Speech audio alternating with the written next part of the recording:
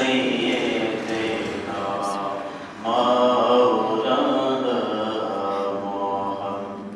محمد পড়েন দুরূদ ও মুমিন ভাই বসিয়া তোমার দুরূদ শোনেন নবীজি রোজা পাকে শুইয়া আল্লাহুম্মা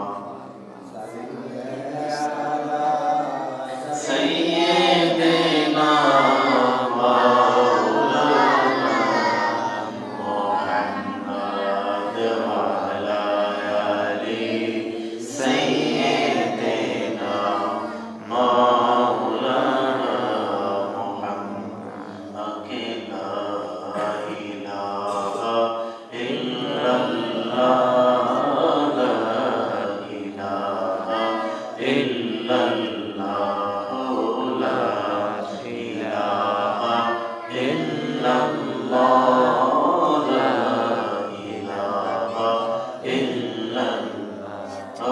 লা ইলাহা ইল্লাল্লাহ লা ইলাহা ইল্লাল্লাহ হাসবি রাব্বি জাল্লাল্লাহ মা ফি কলবি গায়রুল্লাহ নূর মুহাম্মদ সাল্লাল্লাহ নূর মুহাম্মদ সাল্লাল্লাহ লা ইলাহা ইল্লাল্লাহ লা ইলাহা ইল্লাল্লাহ লা ইলাহা ইল্লাল্লাহ বলো লা ইলাহা ইল্লাল্লাহ লা ইলাহা ইল্লাল্লাহ আল্লাহ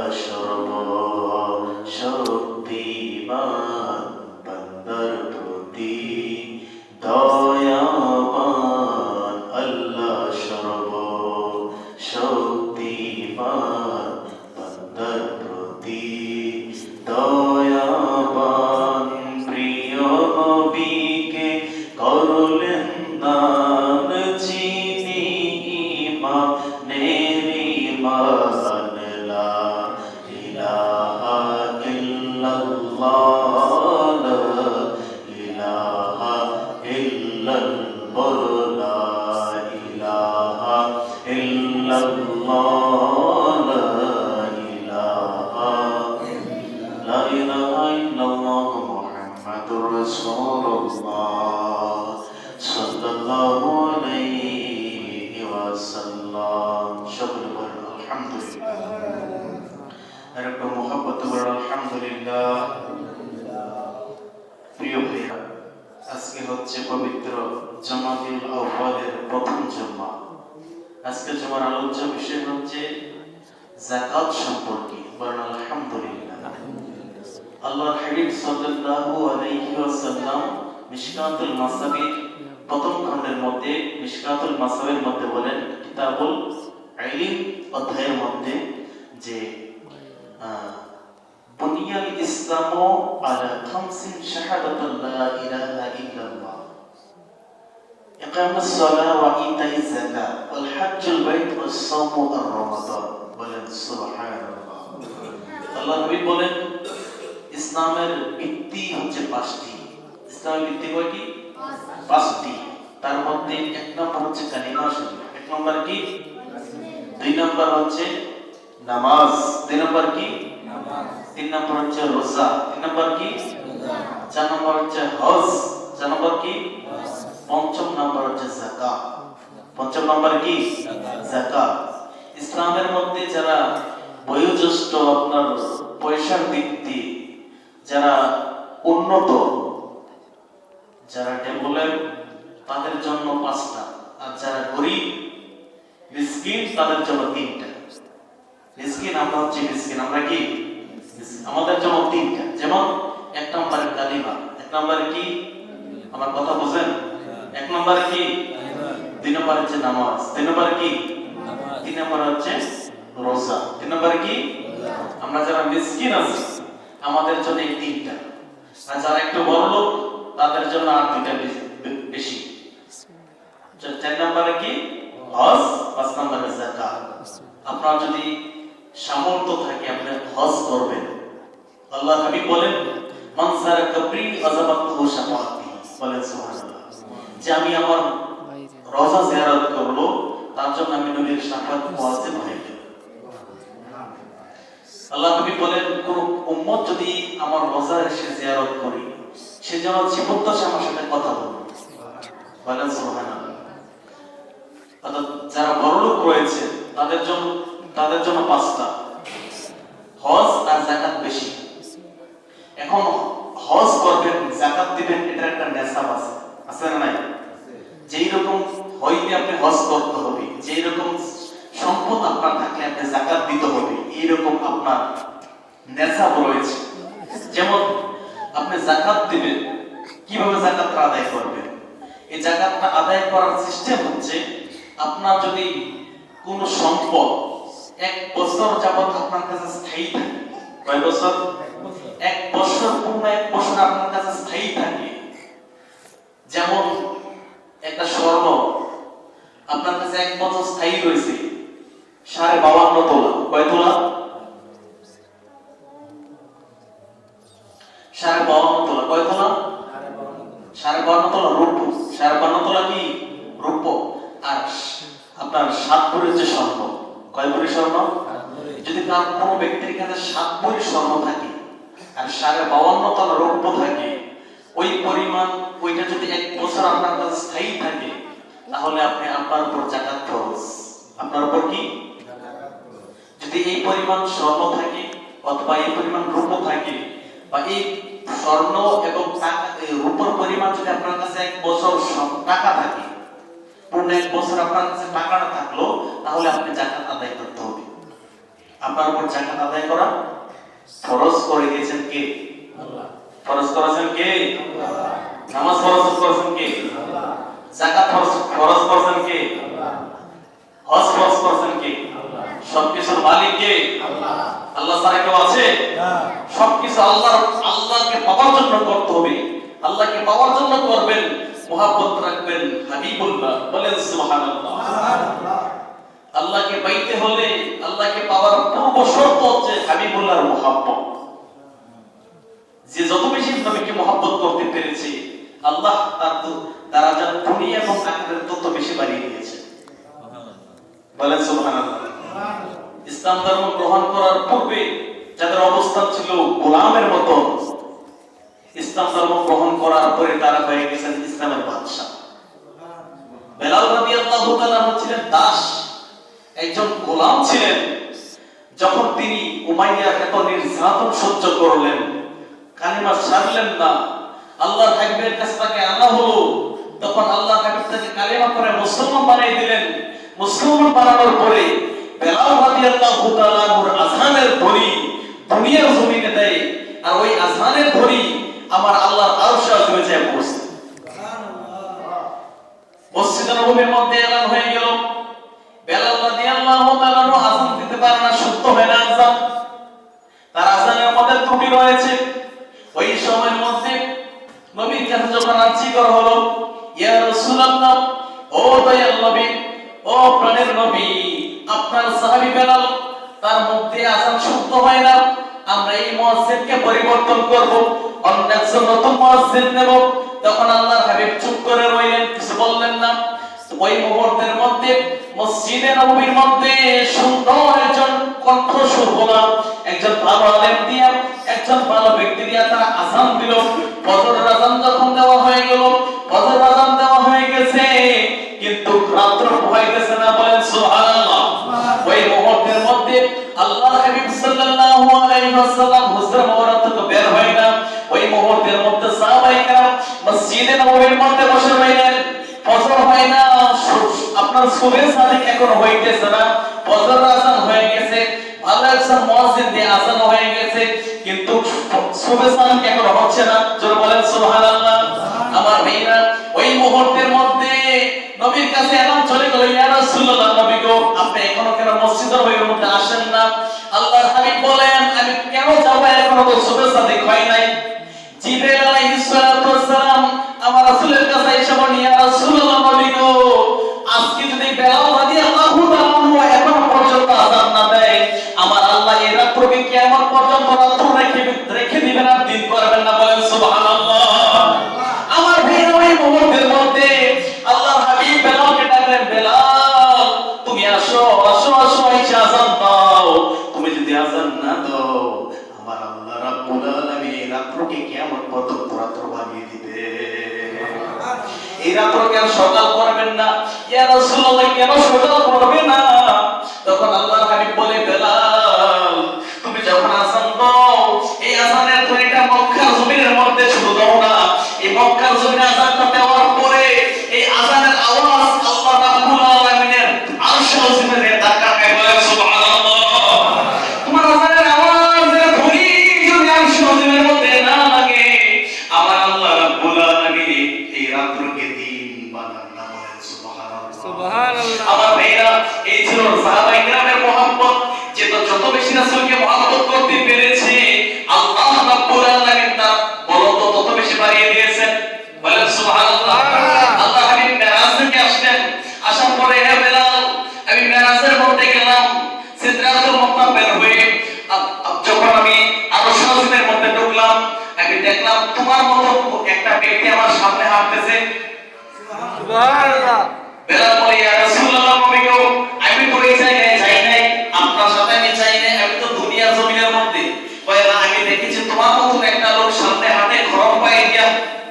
সুবহানাল্লাহ। ওই মুহূর্তের মধ্যে বেলাল তাইকে বলে, ইয়া রাসূলুল্লাহ, নবী গো, আল্লাহ রাব্বুল আলামিনের মর্ম ভালোই জানে, আল্লাহ তার রাসূল ভালো জানে। বলেন সুবহানাল্লাহ। আল্লাহ হাবিব বলে, বেলাল কেন হয়েছে জানোনি? আল্লাহ রাব্বুল আলামিন তুমি দুনিয়ার মধ্যে তোমার একটা ছোটে আল্লাহ রাব্বুল আলামিন একটা ফেরেশতা বানাইলেন, ফেরেশতা বানাই তাকে গরম করে দিলেন। আমার আগে তোমাকে হাঁটাই দিয়েছেন এবং সামনে থেকে ফেরেশতা যারা আছে তাদেরকে সরাই দিয়েছেন। বলেন সুবহানাল্লাহ।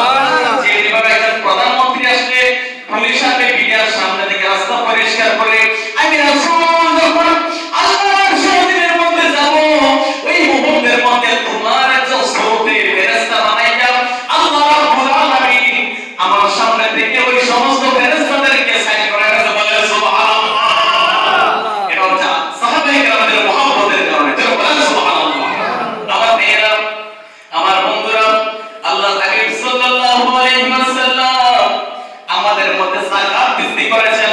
বলেন সুবহানাল্লাহ। আমার ভাইয়েরা, আজকে আমরা যাকাতকে ছেড়ে দিয়েছি। আল্লাহর হাবিব বলেন, যে জামানার মধ্যে যাকাতকে ছেড়ে দেবে, ওই জায়গার মধ্যে জলে এবং স্থলে গজব শুরু হয়ে যাবে। সূরা বলেন নাউযুবিল্লাহ। আমার ভাইয়েরা, যাকাত যদি আমরা না আদায় করি, আমাদের এই সম্পদগুলি কি করা হবে? আল্লাহর হাবিব বলেন, বাইহাকী শরীফের হাদিস, আল্লাহর হাবিব বলেন, এই সম্পদগুলিকে আল্লাহ রাব্বুল আলামিন আপনার আগুন দ্বারা পোড়াইবেন, পোড়ানোর পরে এই সম্পদগুলিকে আপনার আমার চোখের মধ্যে ঢেলে দেবেন। বলেন নাউযুবিল্লাহ। ওই সময়ের মধ্যে এই সম্পদগুলি বলবেন, ও হে আমার সম্পদের মালিক, দুনিয়ার মধ্যে আমাকে তুমি বাক্সজাত করেছো, আমাকে তুমি ব্যাংকে জমা রেখেছো, ওই সম্পদগুলি হলাম আজকে আমি তোমার এই কষ্টদায়ক বস্তু।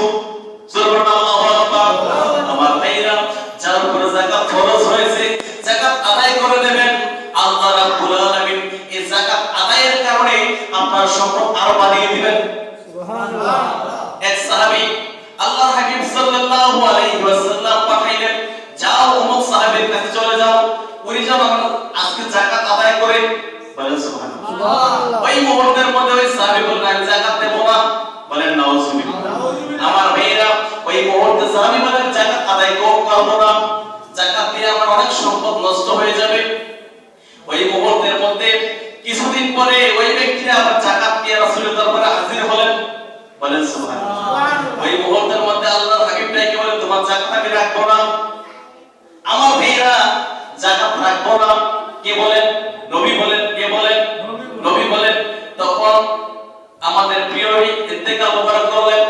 আবু বকর রাদিয়াল্লাহু তাআলা মসজিদের মধ্যে বসলেন, আবার ওই ব্যক্তি যাকাত নিয়ে আসছেন। রাসূল যেহেতু রাখেন নাই, আমিও তোমার যাকাত রাখবো না।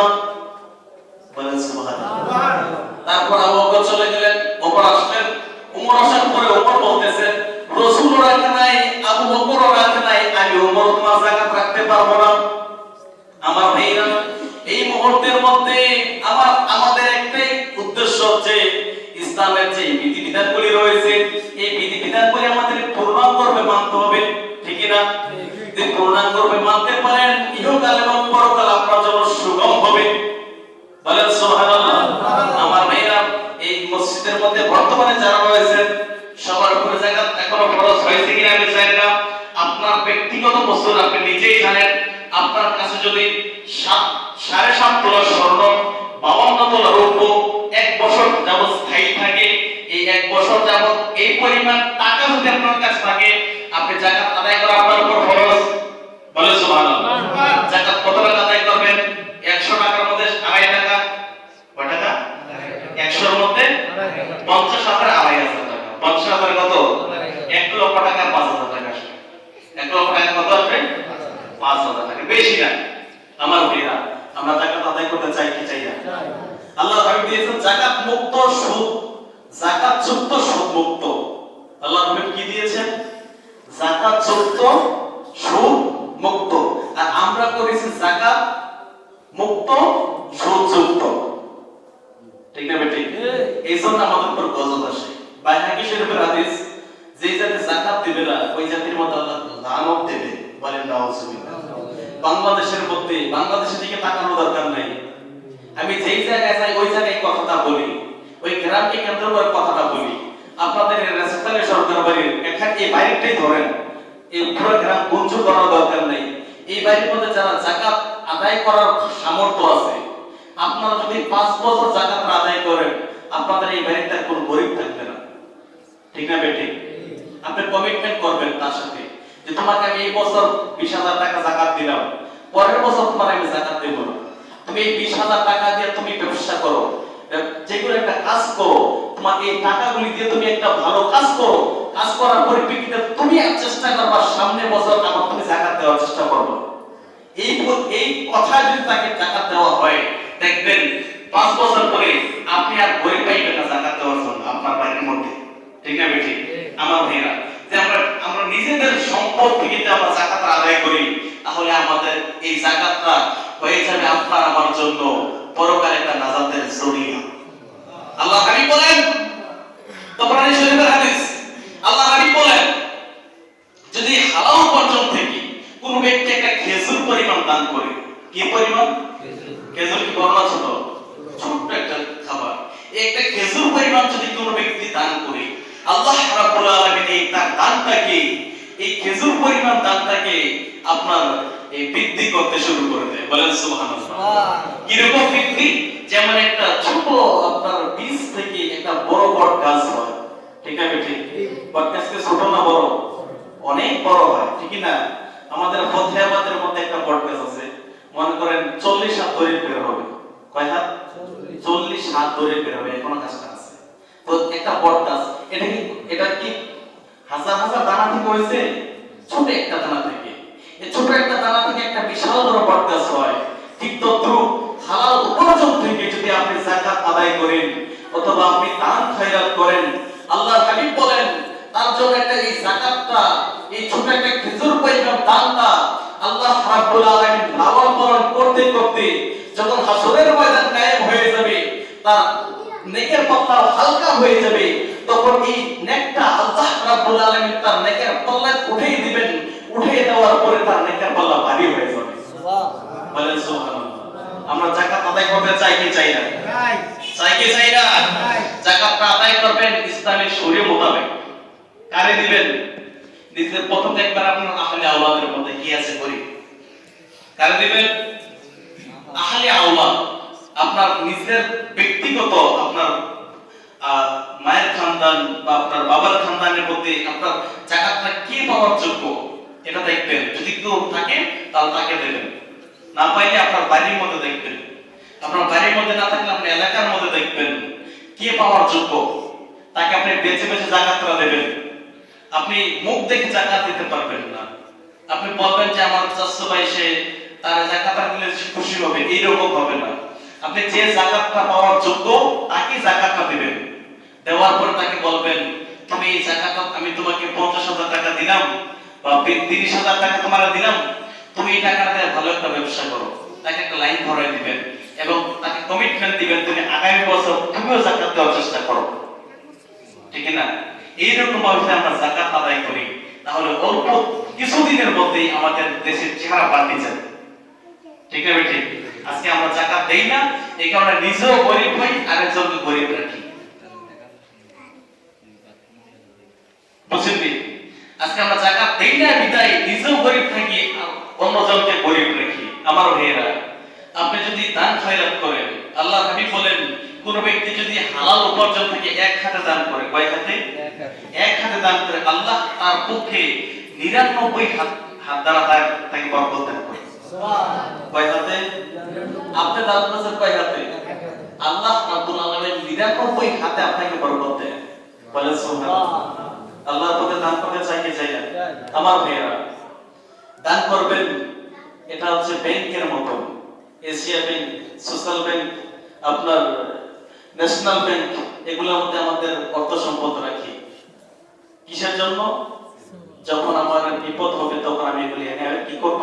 কাজে লাগাবো, খরচ করব। ঠিক তদ্রুপ আখিরাতের একটা ব্যাংক আছে না নাই? আছে না নাই? এই ব্যাংকের নাম হচ্ছে আল্লাহর ঘর মসজিদ। নাম কি? মসজিদ। এই ব্যাংকের নাম হচ্ছে গরিব লোক, এই ব্যাংকের নাম হচ্ছে মিসকিন। আল্লাহ বলেন আমি তোমার দরবারে গিয়েছিলাম, তোমার বাড়িতে গিয়েছিলাম, তুমি আমাকে খাবার দাও নাই। আল্লাহ বলবেন হাসরের ময়দানে আমি তোমার বাড়িতে গিয়েছিলাম, তুমি আমাকে পানি পান করাও নাই। আল্লাহ বলবেন হাসরের দিন আমি ক্ষুধার্ত ছিলাম, তুমি আমাকে খাবার দাও নাই। তখন আমরা বলবো আল্লাহ আপনি কোন সময় আমাদের বাড়িতে আসলেন? আমরা তো দেখিনি আপনাকে। তখন আল্লাহ বলবেন আমি যাই নাই, কিন্তু আমি একজন গরিব লোক তোমার বাড়িতে পাঠাইছিলাম। সেই ব্যক্তিটাকে যদি তুমি খাবার দিতা তাহলে আমি আপনার নিজেই খাইতাম। সেই ব্যক্তিটাকে যদি তুমি পানি পান করাইতা আমি আপনার নিজেই পানি পান করতাম। তো আমার ভাইরা, আমরা দান খায়রাত করব। দান খায়রাত করতে গিয়ে বখিলাতে পারবেন না। আল বাখিলু লা ইয়াদখুলুল জান্নাহ। একজন বখিল ব্যক্তি কোনদিন জান্নাতে প্রবেশ করতে পারবে না। আমার ভাইরা, আমাদের কিছু টাকার দরকার। আপনারা কেউ আছেন যে আপনার আমি কালেকশন করতে পারি না, এমনিতেই নরমালি কথাটা বলে দিলাম, এই আপনার 500 টাকা দেওয়ার মতন কেউ এবিলিটি আছে? 500 টাকা দেন, দুজন লোক দিবেন, 1000 টাকা হলে আমাদের একটা কাজ আছে এটা আমরা কমপ্লিট করতে পারবো। 500 করে 1000, দুজন লোক দাঁড়িয়েছেন, হুজুর আমি আখিরাতের জন্য আমার আব্বা আম্মার জন্য এরকম আমি 500 টাকা মসজিদের মধ্যে দান করবো। আল্লাহ রাব্বুল আলামিন আপনার দানের বরকতে আপনার নিয়তকে পূরণ করে দেবে। কেউ আছেন 500 টাকা দান করবেন? 500 টাকা দেওয়ার মতো লোক নেই? 200, তাহলে 200 করে দিয়ে দেন। 200 100 যে যাওয়ার পারেন। তোমার নাম কি?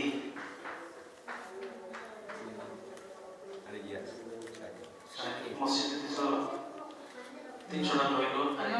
আর আচ্ছা, তাহলে আর 600 টাকা লাগে। আর 600 টাকা কে দিবেন? হান্নানা যে 100 দিয়ে 500, আর কে? হাদিসের 100। এটা কত আছে? এটা কত বেশি হয়ে গেল? কত আছে? জানা আছে?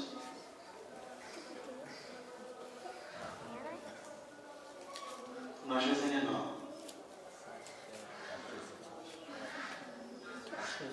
400 আর 200 টাকা। আর 200 টাকা দিন। আমরা 150 টাকা দেব। আর 200 টাকা, 300 টাকা। আপনার কত? 200। আর কত বাকি? আর 100 টাকা দিয়ে দিবেন। ইনভেস্টমেন্ট 100 টাকা।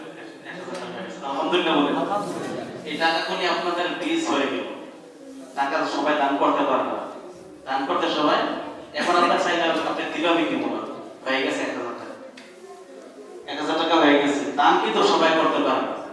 দান করার মন মানসিকতা থাকা লাগে, ঠিক না? আপনার অনেক সম্পদ আছে কিন্তু আপনি দান করতে পারতেছেন না। এক লোক হজে যাইব, হজ করার জন্য, দেখা গেছে এই হজের টাকা দাখিল করছে, হজের টাকা তিনি প্রেজেন্ট করছেন, কিন্তু হজটা মসজিদে নাই, তিনি হজ করতে পারেন নাই। আছে না নাই? আমার পরিচিত একজন লোক, নাম বলার দরকার নাই, হজ যাইবেন, হজ চাইতে পারে নাই। কেন পারে নাই? একটা কারণ আছে, তিনি তার মাকে কষ্ট দিয়েছে। বলেন নাউজুবিল্লাহ। মাকে কষ্ট দিয়ে তুমি হজ করতে যাবে, কখনো সম্ভব না। মায়ের মনে কষ্ট দিলে কষ্ট পায় কে? আল্লাহ। মা বাবাকে যদি কোনো ব্যক্তি কষ্ট দেয়, আঘাত দেয়, সেই আঘাতটা লাগে প্রভুর গায়ে। যারা বলেন নাউজুবিল্লাহ। আর মা বাবার মুখে যে ব্যক্তি হাসি ফোটালো, সেই জন্য আল্লাহ রাব্বুল আলামিনের কুদরতে মুখে হাসি ফোটালো। বলেন সুবহানাল্লাহ। আমার ভাইয়েরা, এটা কখনো করবেন না। মসজিদ, মাদ্রাসা, খানকা, আপনার বিভিন্ন ইসলামের যে ইবাদতখানা রয়েছে, এই খানার জন্য যখন আপনার কিছু সহযোগিতার ডাক আসে, যে যতটুকু করেন ঠিক ওই পরিমাণ আপনি চেষ্টা করবেন যে এটার মধ্যে হেল্প করার জন্য। আপনি যদি এটার মধ্যে এক হাতে হেল্প করেন, আল্লাহ রাব্বুল আলামিন 99 হাতে আপনাকে হেল্প করবে। বলেন সুবহানাল্লাহ। আমার ভাইরা, এই যাকাত সম্পর্কে কথা বললাম, আপনার যাকাতটা আদায় করবেন। যাকাতটা যদি আদায় করেন, তাহলে আপনার এই যাকাতের কারণে আল্লাহ রাব্বুল আলামিন আপনার ইহকাল এবং পরকাল সুগম করে দিবেন এবং আপনার ধন সম্পদের মধ্যে আল্লাহ বৃদ্ধি করে দিবেন। বলেন সুবহানাল্লাহ। যাকাত শব্দের অর্থ বৃদ্ধি করে দেওয়া। যাকাত শব্দের অর্থ কি? বৃদ্ধি করে দেওয়া। মসজিদের টাকা। যাকাত শব্দের অর্থ কি? বৃদ্ধি করে দেওয়া। আপনার ধন সম্পদ আল্লাহ বৃদ্ধি করে দিবেন। বলেন সুবহানাল্লাহ। আমার ভাইরা, আমরা যাকাত আদায় করতে চাই কি চাই না? যাকাত আদায় করবেন। 40,000 টাকা যদি কারো কাছে থাকে, অথবা 45, 50 এরকম থাকলে আপনি যাকাত দিতে হবে। 40,000 টাকার বেশি যাকাত আসে না। 40,000 মনে করুন 2,000 টাকা আসে। কত? 2,000। লাখে 40,000 1,000 আসে। লাখে 2,500 আসে। 1 লাখ কত আসে? 2,500 টাকা। একেবারে অল্প। 1 লাখে যদি আপনি 2,500 টাকা দেন, তাহলে কি আপনি মরে যাবেন? আপনার এই 1 লক্ষ টাকাকে আল্লাহ পরবর্তী বছরে 2 লক্ষ টাকা বানাইতে পারে কি পারে না? আল্লাহ চাইলে সবকিছু করতে পারে, ঠিক না? আবার আপনার কাছে 1 লক্ষ টাকা আছে, এই 1 লক্ষ টাকাকে আল্লাহ চাইলে আবার মুহূর্তের মধ্যে ছিনিয়েও দিতে পারে। দিতে পারেন না? না পারে? আল্লাহ পাহাড়কে দরিয়া করতে পারেন, দরিয়াকে পাহাড় করতে পারেন। কুল্লাহুমা মালিকাল মুলকি তুতি মুলকা মিম্মান তাশা ওয়া তানজিউ মুলকা মিম্মান তাশা ওয়া তুইজ্জু মান তাশা ওয়া তুযিল্লু মান তাশা বিয়াদিকাল খায়র ইন্নাকা আলা কুল্লি শাইইন কাদির। সুবহানাল্লাহ। আল্লাহ রাজাকে ফকির বানায়, ফকিরকে রাজা বানায়, পাহাড়কে দরিয়া বানায়, দরিয়াকে পাহাড় বানায়। আল্লাহ বেইজ্জত একটা লোককে ইজ্জত দান করেন, আবার ইজ্জতওয়ালা একটা লোককে বেইজ্জত করেন। এটা করেন কে? আল্লাহ চাইলে সবকিছু করতে পারেন। ইন্নাল্লাহা আলা কুল্লি শাইইন কাদির। আল্লাহ হচ্ছেন কি সকল ক্ষমতার অধিপতি। জোরে বলেন সুবহানাল্লাহ। আজকে আমার সম্পদ আছে, আমার ক্ষমতা আছে, আমি দাপট দেখাই সমাজের মধ্যে, আপনার দাপট একদিন থাকবে না, ঠিক না? আপনার দাপট একদিন চলে যাবে। তখন দেখবেন আপনার দাপট যখন ছিল, আপনার কাছে আপনার পেছনে যারা আপনাকে সমর্থন দিয়েছে, আপনার দাপট নাই, আপনার ক্ষমতা নাই, তখন তারা আপনাকে বুড়ো আঙুল দেখাবে, ঠিক না বেটি? সময় থাকতে প্রভুকে চিনুন, সময় থাকতে আল্লাহর হাবিবকে চিনুন, তাহলে আপনার দাপট থাক আর না থাক, আল্লাহ রাব্বুল আলামিনের কাছে আপনি সম্মানী হয়ে যাবেন। বলে সুবহানাল্লাহ। আমার ভাইরা, আল্লাহ রাব্বুল আলামিন আমি সহ আপনাদের সবাইকে যাকাত দেওয়ার তৌফিক দান করুন। আমিন বলবেন না? আমিন। বলুন আমিন। আমিন। এবং এই যাকাতগুলি আমরা যাতে সঠিকভাবে আদায় করতে পারি, সেই তৌফিক যেন, সেই মন মানসিকতা যেন আল্লাহ রাব্বুল আলামিন আমাদের সবাইকে দান করে। সকলে বলেন আমিন। আমার মা ও বোনেরা যারা কথা শুনতেছেন, আমি আপনাদের একটু সহযোগিতা চাচ্ছি। আমি গত শুক্রবারে আপনাদেরকে বলেছিলাম, আমার মুসলিম কিরামদেরকে বলেছিলাম যে যারা আপনার মসজিদে আসবে না, নামাজ পড়বে না, আমি তারা যদি ইন্তেকাল করে আমি তাদের জানাজা করব না। আমি বলছিলাম কিনা? আপনারা শুনেন নাই? যারা শুনছেন, আমার মা ও বোনেরা, আপনাদেরকে একটু সহযোগিতা চাচ্ছি। একটা মহিলা চাইলে একটা পুরুষকে অনেক কিছু পরিবর্তন করতে পারে, পারে না? না পারে? একটা পুরুষ যখন সিগারেট খায়, তার বিবি চাইলে এই সিগারেটের নেশাটা তার থেকে ছাড়াইতে পারে, পারে কিনা? একটা বিবি চাইলে সবকিছু করতে পারে। আপনার খারাপ অভ্যাসগুলি একটা মহিলা চাইলে সেভ করতে পারে, ঠিক না বেঠে? আমার মা ও বোনেরা, আমি আপনাদের একটু সহযোগিতা চাচ্ছি। সহযোগিতা হচ্ছে এই, যখন মসজিদে আযান হয়ে যাবে, তখন আপনার সন্তান আর আপনার স্বামীকে ঘরে রাখতে পারবেন না। আপনি আল্লাহর হক আদায় করার জন্য তাকে তাকিদ দিবেন। আগে বলবেন আল্লাহর হক আদায় করে আসো, তারপরে হচ্ছে সংসারের হক, ঠিক না বেটি? আপনার বান্দার হক আদায় করতে হবে, আল্লাহর হক আদায় করতে হবে। আমার মা ও বোনেরা, স্পষ্ট একটা কথা আপনাদেরকে বলে যাই, যখনই আযানের সময় হয়ে যাবে, মুয়াজ্জিন মসজিদে আযান দিয়ে ফেলবে, আপনার স্বামী আপনার সন্তানকে কখনো ঘরের মধ্যে রাখবেন না। আপনি বলবেন যাও মসজিদে চলে যাও, আগে নামাজ আদায় করো, তারপর অন্য কিছু। আপনি যদি নামাজটা ঠিকমতো আদায় করতে পারেন, তাহলে আল্লাহ রাব্বুল আলামিন আপনার ব্যবসা বাণিজ্যের মধ্যে বরকত দিবেন। আর আপনি যদি নামাজই না পড়েন, আপনি কিসের মুসলমান হইলেন? আমরা কিসের মুসলমান যদি নামাজই না পড়ি? আমরা হচ্ছে মুসলমান, আমাদের একটা বৈশিষ্ট্য থাকাও দরকার, ঠিক না বেটি? আপনি কিসের মুসলমান হলেন এখন যদি মুখে দাঁড়িয়ে না লাগাইতে পারলেন? আপনি মুসলমানকে আপনি যদি মারা যান, আপনি আল্লাহ এমন কাম না করুক, আপনি যদি মনে করেন আজকে দাওয়াতখানে একটা ব্রিজ আছে, আপনি ইন্তেকাল করেন, আপনি মুসলমান না হিন্দু আপনার মুখে দাঁড়িয়ে নাই, কিভাবে একজন মানুষ শনাক্ত করবে? দাঁড়িয়ে তো একটা থাকা দরকার আছে না নাই? আমার মা ও বোনেরা, আপনারা চাইলে আপনার স্বামীকে দাঁড়িয়ে রাখাইতে পারেন। অনেক মেয়েরা আছে দাঁড়িয়েওয়ালা স্বামী পছন্দ করে না, আছে না নাই? এটা হচ্ছে এক নাম্বার 1 বেয়াদব, নাম্বার 1। আমার মা ও বোনেরা, আপনারা যদি প্রতিশ্রুতি দেন, একটা লোককে আপনি অনেক কিছু পরিবর্তন করতে পারেন। একটা স্বামীকে আপনি চাইলে নামাজে বানাইতে পারেন, আপনার উসিলায়। টাকা দেওয়ার মালিককে আপনি উসিলা করবেন। আপনার স্বামীর মুখে দাঁড়িয়ে নাই, আপনি বলবেন তুমি দাঁড়িয়ে রাখো, দাঁড়িয়ে রাখলে তোমার চেহারা ফুটে উঠবে। দাঁড়িয়ে রাখলে মানুষের যৌবন শক্তি বৃদ্ধি পায়। অনেক মানুষ 40-এর পরে যৌবন হারিয়ে ফেলে, ঠিক না? তা কেন? সেই ব্যক্তিরা হোম শেভ করে, ক্লিন শেভ করে, তো তার এই দাড়ির সাথে তার যৌবন আল্লাহ কেড়ে নেয়। এই জন্য আমার মা ও বোনেরা, আপনাদের স্বামীদেরকে আপনারা এটা আপনারা ইয়ে করবেন, যেন তার দাড়িটা রাখার একটা আপনার ওসিলা হয়ে যায়। আল্লাহ রাব্বুল আলামিন আমাদের সবাইকে কবুল করেন, আমিন। আমার মা ও বোনেরা, আপনারা রাগ করবেন না, আমি আপনাদের শত্রু না, আমি আপনাদের ছেলের মতন, আপনাদের ছোট ভাইয়ের মতন, আপনাদের সন্তানের মতন, আপনাদের কদমে হাত দিয়ে বলি, আমি আপনাদের শত্রু নয়, আমি আপনাদের ভালোর জন্যই কথাগুলি বলি। আপনার স্বামীকে আপনি নামাজের তাগিদ দেন, আমি তো মসজিদে বলি, আপনারা ঘর থেকে বলুন। আপনার সন্তান সহ আপনি নামাজে হয়ে যান, যে ঘরে নামাজ আছে, রোজা আছে, হজ আপনার হক কথা রয়েছে, মিথ্যা নাই, ওই ঘরের মধ্যে আল্লাহ বরকত দান করে। বলেন সুবহানাল্লাহ।